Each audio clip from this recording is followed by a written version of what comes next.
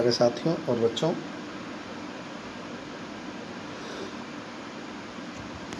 आज है 11 अगस्त और 11 अगस्त को जो भी राष्ट्रीय अंतर्राष्ट्रीय घटनाएं घटित हुई हैं, जिनका संबंध हमारी परीक्षाओं से हो सकता है, उनको हम एक एक करके बारी से अध्ययन करेंगे। तो देखेंगे कि किस प्रकार वो हमारी परीक्षाओं में प्रश्न बन सकते हैं और किस प्रकार हम उनको तैयार कर रहे हैं। ठीक है, तो बिना लेट किए अपना सेशन हम शुरू करते हैं और उम्मीद है कि आपको अच्छा लगेगा।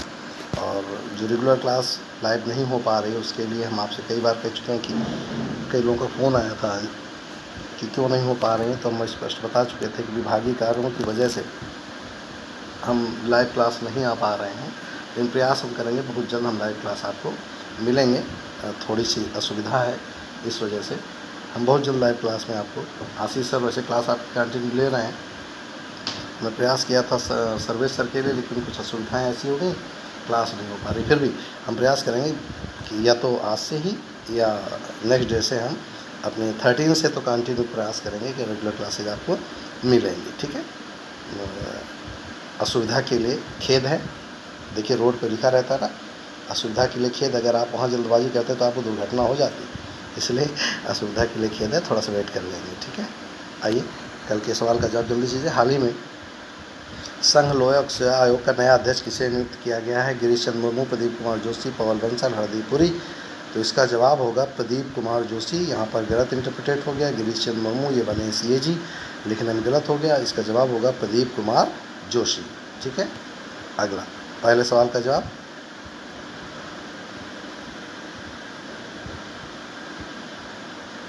यस, खाद्य और ग्रामोद्योग आयोग अरुणाचल प्रदेश के आदिवासी गांव चुल्लू में रेशम प्रशिक्षण सह उत्पादन केंद्र ट्रेनिंग कम प्रोडक्शन सेंटर खोलेगा। यह राज्य का पहला रेशम प्रशिक्षण सह उत्पादन केंद्र होगा।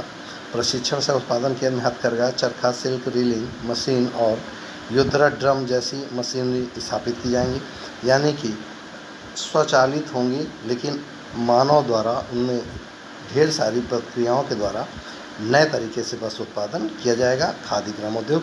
और हम आपसे हमेशा कहा करते हैं, आप अपने कपड़ों में एक कपड़ा जरूर खादी ग्रामोद्योग का शामिल करें। आप कुछ भी पहने, कोई इशू नहीं, लेकिन एक कपड़ा आप शामिल करें अपने वस्त्रों में। खादी ग्रामोद्योग को बढ़ावा देंगे। इससे अच्छा हम सब एक एक कपड़ा या अपने पूरे कपड़े में पैंट शर्ट कुछ भी एक बनवा लीजिए खादी का। रिक्वेस्ट। खाद्य और ग्रामोद्योग आयोग के अध्यक्ष विनय कुमार सक्सेना। अरुणाचल प्रदेश के मुख्यमंत्री हैं पेमा खांडू। राज्यपाल हैं BD मिश्रा। अरुणाचल प्रदेश की राजधानी है ईटानगर। चलिए MIFCO, Maldives industrial fisheries corporation limited. चलिए, भारत सरकार की ओर से मालदीव की सरकार के लिए 18 मिलियन अमेरिकी डॉलर की लाइन ऑफ क्रेडिट का विस्तार किया गया है। मालदीव इंडस्ट्रियल फिशरीज कंपनी में मछली पकड़ने की सुविधाओं के विस्तार के प्राथमिक उद्देश्य के साथ लाइन ऑफ क्रेडिट का विस्तार किया गया है। मालदीव के राष्ट्रपति हैं इब्राहिम मोहम्मद सालेह। मालदीव की राजधानी है माले, गलत दिखा इसमें, और वहाँ की मुद्रा है रुपया। क्या है? रुपया। ठीक, अब ये क्या है जो हमने अब बात करी कि भारत सरकार की मालदीव की सरकार 18 मिलियन अमेरिकी डॉलर की लाइन ऑफ क्रेडिट का विस्तार किया है। मतलब ये है कि अब उनके बीच जो फिशरीज को लेकर क्षेत्र सीमित था, उस क्षेत्र को क्या किया जा रहा है?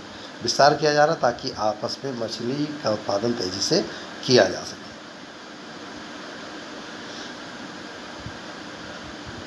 यस, संयुक्त राष्ट्र द्वारा हर साल 9 अगस्त को विश्व भर के स्वदेशी लोगों का अंतर्राष्ट्रीय दिवस यानी international day of world indigenous people मनाया जाता है। नोट करेंगे, अंतर्राष्ट्रीय दिवस कौन सा? स्वदेशी लोगों का अंतर्राष्ट्रीय दिवस कब मनाया जाता है? तो 9 अगस्त को। ठीक, जागरूकता बढ़ाने के लिए मनाया गया। विश्व भर के स्वदेशी लोगों के अंतर्राष्ट्रीय दिवस 2020 का विषय है कोविड-19 एंड इंडिजिनस पीपुल्स रिलायंसेस। ठीक है, तो आप याद रखेंगे। अच्छा, ये क्या है और कैसे है? दुनिया भर में किसी भी देश में आप रह रहे हों, आपका ओरिजिन अगर इंडिया है तो आप माने जाएंगे कि इंडिजिनस है, यानी किसी देश मूल के आप हैं और आप रहे भले कहीं पे भी रहे हो, है ना? ये है इंडिजिनस का मतलब। तो ये मनाता कौन है? संयुक्त राष्ट्र। संयुक्त राष्ट्र के महासचिव एंटोनियो गुटेरस। संयुक्त राष्ट्र का मुख्यालय कहाँ है? संयुक्त राष्ट्र की स्थापना कब हुई? संयुक्त राष्ट्र की स्थापना के लक्ष्य क्या थे? जल्दी जल्दी लिख डालिए कमेंट में। यस, बहुत लिखा चुके यार। यस, फ्लिपकार्ट, इसे कुछ खरीदना नहीं, चोर है। फिर भी मैं इसकी बेइज्जती नहीं कर रहा हूँ। भारत के घरेलू e commerce market place Flipkart ने उत्तर प्रदेश सरकार की वन डिस्ट्रिक्ट वन प्रोडक्ट योजना के साथ एक समझौता ज्ञापन पर हस्ताक्षर किए हैं। ये वन डिस्ट्रिक्ट वन प्रोडक्ट क्या? हर राज्य में कोई एक चीज़ अच्छी उत्पादन होती है, उसको विश्व स्तर, भारत स्तर पर पहुंचाने का काम है one district one product.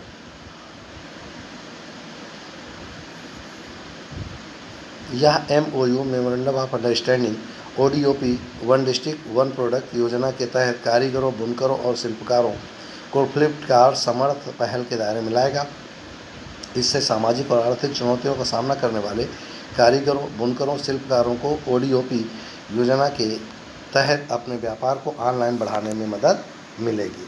Uttar Pradesh के मुख्यमंत्री योगी आदित्यनाथ, राज्यपाल हैं आनंदीबेन पटेल और उत्तर प्रदेश की राजधानी आपको पता ही है भोपाल है।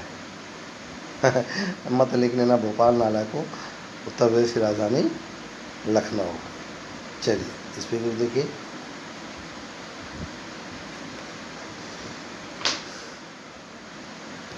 यस, द्वीपीय राष्ट्र मॉरिशस की ओर से पर्यावरणीय आपातकालीन स्थिति की घोषणा की गई। पर्यावरणीय आपातकाल को एक जापानी बालकोथ कैरियर, नोट करेंगे, बालकोथ कैरियर, देखिएगा क्या है, बालथो कैरियर के रूप में घोषित किया गया है।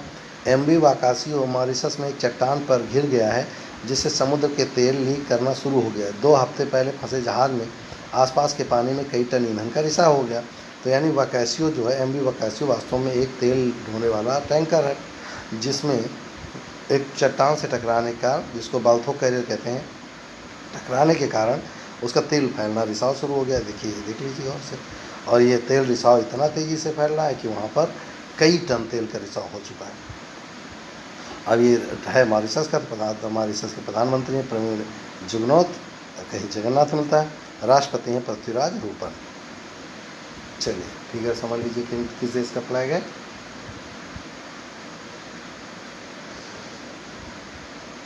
हाँ जी, बांग्लादेश का। चलिए, बांग्लादेश ने भारतीय सैनिकों के सम्मान में एक स्मारक बनाने का निर्णय लिया है। बांग्लादेश इस स्मारक को पाकिस्तान से स्वतंत्रता के संघर्ष के दौरान 1971 में शहीद हुए भारतीय सैनिकों की याद में स्थापित करेगा। यह घोषणा बांग्लादेश युद्ध मुक्ति मंत्री मुजम्मल हक ने की है। किसे? मुजम्मल हक ने की है। तो 1971 में शहीद हुए भारतीय सैनिकों की याद में एक स्मारक बना रहा है कौन? बांग्लादेश। ठीक, बांग्लादेश की राजधानी ढाका, मुद्रा टका, प्रधानमंत्री शेख हसीना और राष्ट्रपति कौन है? जल्दी से लिख लीजिए। वैसे हम अब्दुल्ला हामिद थे, अगर बदल गए हैं तो कमेंट में लिखिए जल्दी से। इनको तो आप पहचानते हैं, नहीं पहचानते तो आपको पहचानना चाहिए। यस, प्रधानमंत्री श्री नरेंद्र मोदी द्वारा अंडमान निकोबार द्वीप समूह को जोड़ने वाली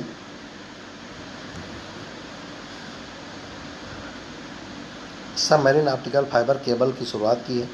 2300 किलोमीटर लंबी पनडुब्बी केबल बेहतर इंटरनेट और मोबाइल कनेक्टिविटी प्रदान करके अंडमान और निकोबार द्वीप समूह में अनगिनत अवसर पैदा करे, यानी पानी के अंदर केबल डालकर एक दूसरे तक कनेक्टिविटी बढ़ाना, ये है इनका उद्देश्य। ठीक है, optical fibre cable, that is OFC। Andaman और निकोबार द्वीप के उपराज्यपाल हैं एडमिरल DK जोशी। और अंडमान निकोबार आपको अच्छे से पता है, अंडमान और निकोबार के बीच कौन सा चैनल है? 8 डिग्री चैनल है ना। चलिए, वर्ल्ड बायोफ्यूल डे, विश्व जैव विविधता, बायोफ्यूल डे, जैव ईंधन। पेट्रोलियम और प्राकृतिक गैस मंत्रालय द्वारा हर साल 10 अगस्त को वर्ल्ड बायोफ्यूल डे यानी विश्व जैव ईंधन दिवस के रूप में मनाया जाता है। मंत्रालय ने इस अवसर पर जैव ईंधन की ओर आत्मनिर्भर भारत के विषय पर एक वेबिनार का आयोजन किया है। ये तो थे हमारे महत्वपूर्ण बिंदु, 8 बिंदु थे लेकिन 80 के बराबर है, इनको नोट कर लीजिएगा, बहुत महत्वपूर्ण है। चलिए आज के लिए इंटरेस्टिंग कहानी। चीन में अब टिक बॉर्न वायरस का कहर, नोट करेंगे, टिक बॉर्न वायरस और इसके लक्षण क्या है मैं जल्दी जल्दी बता रहा हूँ। चीन में टिक जनित वायरस से होने वाली एक नई संक्रामक बीमारी ने 7 लोगों की जान ले ली। साथ ही इस नए रोग के मानव से मानव संचरण की संभावना के बारे में भी चेतावनी दी। पूरी दुनिया को कोरोना वायरस ने अपना शिकार बना रखा और यह तेज़ी से फैलता ही जा रहा है। इस बीच चीन में एक नई संक्रामक बीमारी कर 7 लोगों की जान चली गई और 60 से ज़्यादा लोग संक्रमित। चीन में फैला नया वायरस जिसे टिक बोर्ड वायरस कहा जाता है। चीन में टिक जनित वायरस से होने वाली एक नई संक्रामक बीमारी ने 7 लोगों की जान ले ली। साथ ही इस नए रोग के मानव के संचरण की संभावना के बारे में चेतावनी दी गई है। ठीक है, इस बीमारी ने चीन में लोगों की चिंता बढ़ा दी। इस संक्रामक बीमारी ने पांव पसारना शुरू कर दिया है। मीडिया रिपोर्ट्स के अनुसार पूर्वी चीन के जिगांसू प्रांत में अब तक SFTS वायरस से 37 से अधिक लोग संक्रमित हो चुके हैं, जबकि अनहुई प्रांत में भी 23 लोगों के संक्रमित होने की खबर सामने आई है। फिलहाल चीन की शीर्ष स्वास्थ्य एजेंसी इस मामले में गंभीरता और संवेदनशीलता बरत रही है। वायरस क्या है देखें। SFTS कोई नया वायरस नहीं है। चीन में पहली बार 2011 में इसका पता चला था। विषाणु विज्ञानियों का मानना है कि यह संक्रमण पशुओं के शरीर पर चिपकने वाले कीड़े दैट इज टिक, जो छोटे छोटे हमारे बैक्टीरिया होते हैं, से इंसानों में फैल सकता है। इसके बाद इंसानों के बीच इस संक्रमण का प्रसार हो सकता है। STFS बुन्वा वायरस की कैटेगरी का नोट करेंगे। बुन्या वायरस की कैटेगरी का है। कैसे फैलता है? बुन्या वायरस का वाहक मकड़ी जैसा जीव की टिक है। जब टिक इंसान को काटता है तो संक्रमण फैल जाता है। चीन के विशेषज्ञों के मुताबिक यह संक्रमित इंसान के ब्लड और पसीने के जरिए दूसरे इंसान में फैल सकता है। वायरस से कितना खतरा? चीन की स्वास्थ्य एजेंसी CDC के अनुसार इससे मौत का खतरा 12% तक है। अब तक इसकी कोई वैक्सीन तैयार नहीं की जा सकती। लक्षण देखिए। कई टिक बॉर्न बीमारियों के लक्षण समान हो सकते हैं। टिक संबंधी बीमारियों के सबसे आम लक्षण बुखार या ठंडा लगना, चकत्ते पड़ना, दर्द एवं पीड़ा है।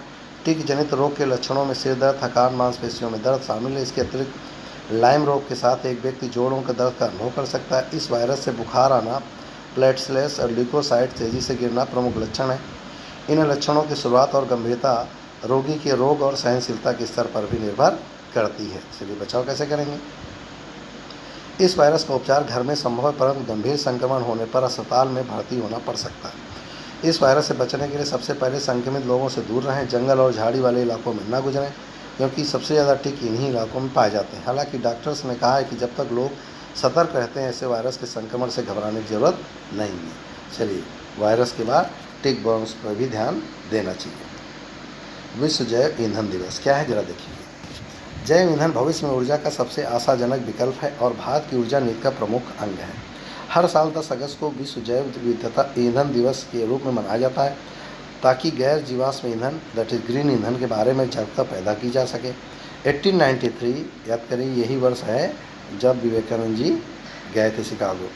इस दिन सर रुडोल्फ डीजल इंजन के आविष्कारक ने पहली बार सफलतापूर्वक मैकेनिकल इंजन को मूंगफली के तेल से चलाया था। नोट करिए, मूंगफली के तेल से।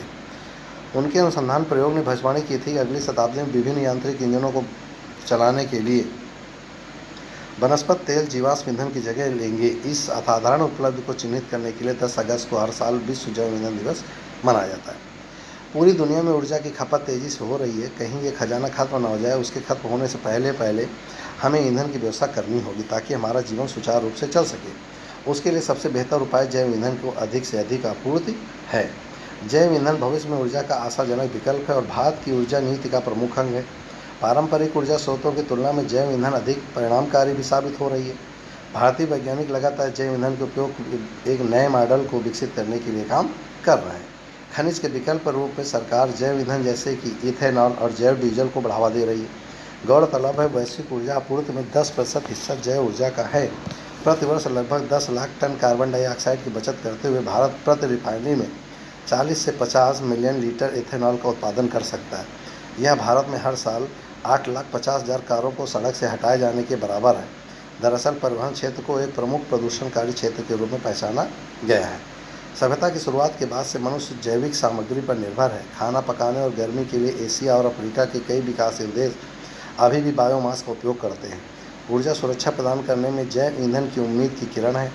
जैव ईंधन पर्यावरण के अनुकूल ईंधन है और इसका उपयोग कार्बन उत्सर्जन को रोकने के बारे में वैश्विक चिंताओं को संबोधित करेगा। इसलिए जैव ईंधन का उपयोग वायु प्रदूषण को रोकने के लिए ऑटोमोटिव वाहन उत्सर्जन मानकों को ध्यान में रखते हुए मजबूर हो गया है। विश्व स्तर पर तरल जैव ईंधन को 3 मुख्य उत्पादक स्रोतों में वर्गीकृत किया जा सकता है। संयुक्त राज्य अमेरिका से मक्का इथेनॉल, ब्राज़ील से गन्ना इथेनॉल और यूरोपीय संघ से बायोडीजल रेपसीड किया गया है। ठीक, ये था हमारा सेशन। चलिए आज के लिए अभ्यास के प्रश्न। रिलायंस पावर ने किस देश के साथ बिजली उत्पादन हेतु समझौता किया है? नेपाल, भूटान, मालदीव, बांग्लादेश। ठीक, किस देश के साथ रिलायंस पावर ने बिजली उत्पादन हेतु समझौता किया है? कमेंट्स बॉक्स में आप जवाब देंगे, हम ऐसी उम्मीद करते हैं। और अब बहुत सारे लोग जवाब दे रहे हैं, बहुत खुश हैं आपसे। बस ध्यान रखिए, काम चोरी मत करिए, ईमानदारी से अपना काम करते रहिए। ईश्वर आपको जरूर सफल करेगा, हम ऐसी कामना करते हैं। ठीक है, तो ये था आज का हमारा सेशन। उम्मीद है आपको अच्छा लगा होगा और नोट्स बना लीजिएगा, तैयार कर लीजिएगा, ताकि आपको आने वाली परीक्षाओं में सोचना विचारना न पड़े। ठीक, प्रयास करेंगे 140 पे आज मिलेंगे। अगर कोई ऐसी विषम परिस्थिति विभागीय नहीं आ गई तो आज फिलहाल इतना ही। मिलते हैं नेक्स्ट वीडियो में नए उम्मीद के साथ, नए जोश के साथ। फिलहाल जय हिंद।